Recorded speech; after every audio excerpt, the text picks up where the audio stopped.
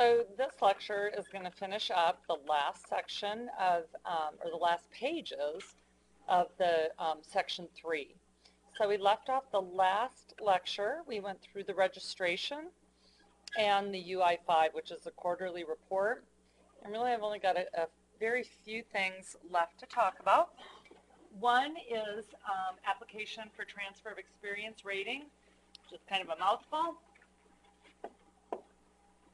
But basically, this is if you sell your unemployment rate to somebody else.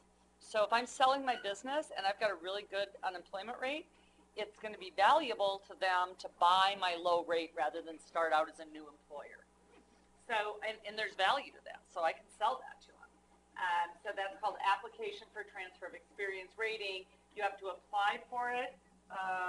And you have to, so here they're selling a really low rate of 1.5%. And basically you have to both sign this piece of paper, and then they've got to be current on all their SUTA, and you can then buy somebody's low unemployment rate, and then you can't use it yourself if you go start a new business.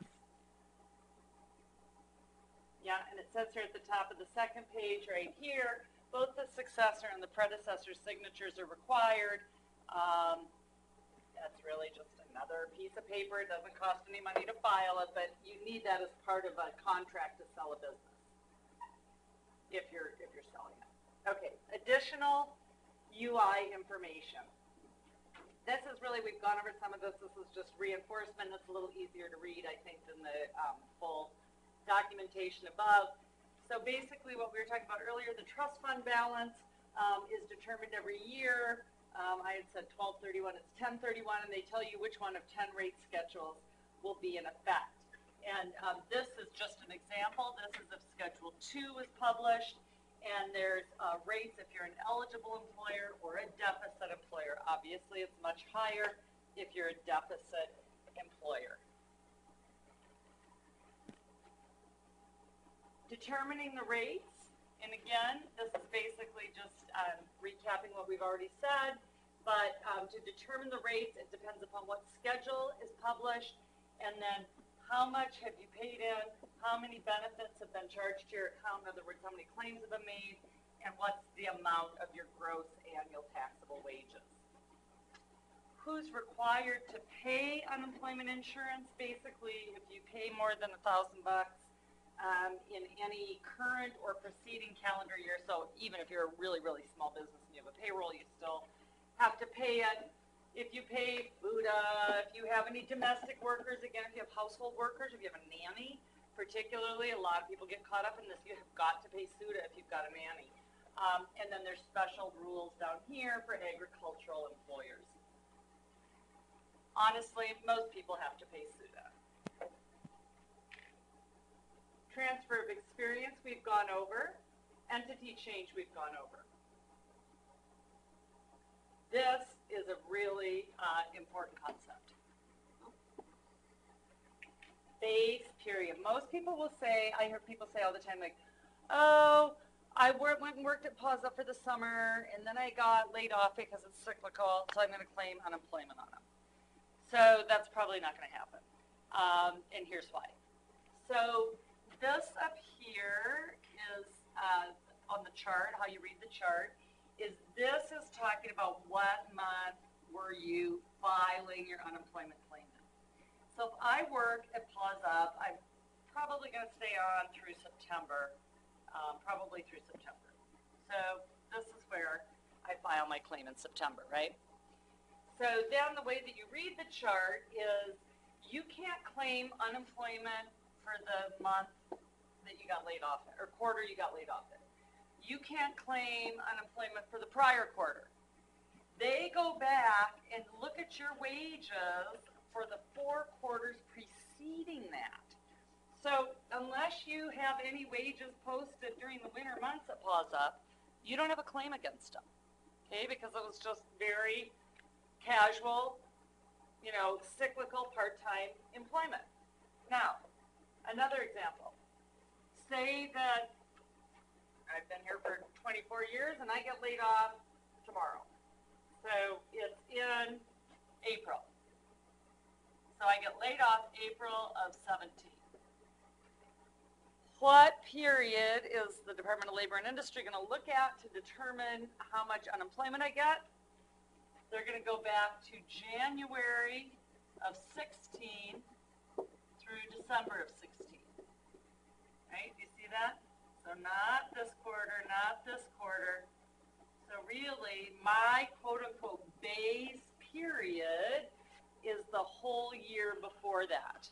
Okay, so if I had higher or lower wages than I do now, that's going to impact my unemployment. Okay, so that's how that works.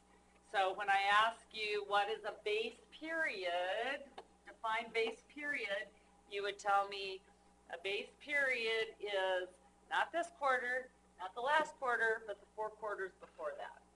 And that's where they calculate the amount they're going to pay you out. Okay. How are you, as an employer, notified that somebody has claimed against you? Well, first off, if you're in a student employer, you probably know somebody quit, they're going to go file unemployment. But if you have a company with 15,000 employees, you may not know that. So what happens is you get something in the mail called a potential charge notice. It's not in the mail anymore, it's digital. And you've got, at least in Montana, and I think this is different depending on the state, but you've only got 10 days to get it back to them. So if I lay off Sam because I've had a downturn in demand for my product and I don't need him for my operations manager anymore, he's got a valid claim. I'm going to get the potential charge notice and I'm not going to do anything with it because he does have the right to claim. But say that Sam has been stealing from me or he's incompetent or whatever, and he files claim, I don't want him to get it because then that's going to impact my SUTA rate. So I want to challenge his claim. So I get this potential charge notice. I need then to return the notice to the DOLI within 10 days and say I want to challenge the claim. And then I'm not going to go into it, but there's a whole series of adjudications that occur if you're appealing or if you're challenging them, and then they appeal, and so on and so forth. And then once a month you get a statement that's a quarter, or not once a month, once a quarter you get a statement of benefits paid that says this is who was charged to your account this last quarter. So one of the things people generally aren't aware of, or everybody will say when I ask, when can you get unemployment, when can you claim it, everybody generally knows if there's lack of work, right? Like, I don't need your position anymore, or I'm cutting a shift, or I'm cutting a position, or I'm downsizing, or as they say here at the university, right-sizing. Your account's going to be charged, clearly. But you can also get your account charged, which people don't really recognize, for 2 other reasons. One, if you quit, and this is the key, for good cause attributable to or the fault of the employment. So if you're just like, I quit, I don't like to work here anymore, you're not going to get unemployment, obviously. But if you quit because you can come up with a good cause that's an issue of the employment. For example, I work at a smelter and I get pregnant and there's toxic metals on the premises. I'm not going to be on the premises if I'm pregnant. So I can then quit, but it's attributable to the cause of the employment. Or, things like sexual harassment or discrimination or any things that would be like, civil cases, and you quit. If you plan on doing this, you better have really, really, really good documentation, or you're not going to get adjudicated the way you want. And then lastly, which a lot of people don't know either, is discharge for reasons not considered to be misconduct. That's simply, I let you go, not because you've done anything wrong, not because you're incompetent, not because you're not punctual, blah, blah, blah. Just, I don't like you anymore. Or my niece is graduating with an HR degree and she's going to be my new HR director. I'm discharging you, but you didn't do anything wrong. Again, if you want to claim unemployment for this reason, you better have really good documentation. And hopefully the employer's not, a jerk and recognizes that if they're just letting you go for no reason whatsoever, or good reason, from a macro standpoint that they should be paying your unemployment, or paying your benefits, excuse me. And lastly, what can you do to help reduce your unemployment costs and avoid benefit overpayment? Document, document, document, document. You should have an employee handbook. You should have your employees sign that they've received it and read it. You should write and post rules. Consistent application, that's huge. You know, if you've got somebody you don't like and every time they're 60 seconds late in the door, you write them up and then other people can kind of float, you're going to have problems with discrimination issues when it comes to claiming unemployment. Written and acknowledged warnings, in other words, processes in place. And then obviously timely responding to unemployment insurance in any of the documents you get from them, and then also timely payment of your SUTA. If you do those things, you should be pretty close to good. Oh, no, that is the same one. And then here's the letters that we went over before. These go with assignment number 3 for extra credit. That's the right end of the slide. Oh, one more thing, sorry. Okay, so this is that notice that you'll get from the state that will say, how to make this bigger and smaller with my fingers.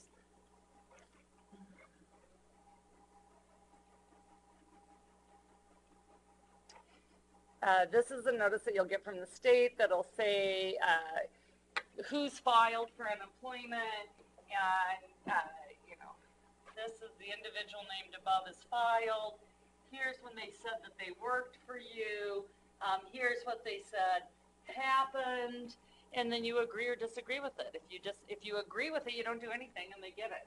If you disagree with it, then obviously you need to contest it in writing, as I said, within 10 days. Okay, and the last thing, again, I didn't really know where to put it, so I just kind of went in this chapter section. So this is that new hire reporting. We've talked about this a number of times. For the children's sake, this is part of getting people to pay their back child support, and it's a national database. So when somebody comes to work for you in Montana, within 20 days of hire, you have got to fill this out. I'll show you that. So, and it's really easy, actually, or you can just, which I would just do, is you can just shoot a copy of their W-4 and write new hire on the top, and then just put it in the fax. And it'll come into Montana, into the new hire reporting department or division. Well, I guess it goes to the Department of Revenue. That's interesting. And then they will enter it in a database, and if somebody is becoming employed in Montana that owes money, in Massachusetts for child support, they're going to get cross-checked. And so the last thing is that you should be aware of this law. And here's just a 3-page. You can fill this whole thing out, but why would you when you can just shoot a picture of the W-4? So that is it for section 3. And I'm going to sign off.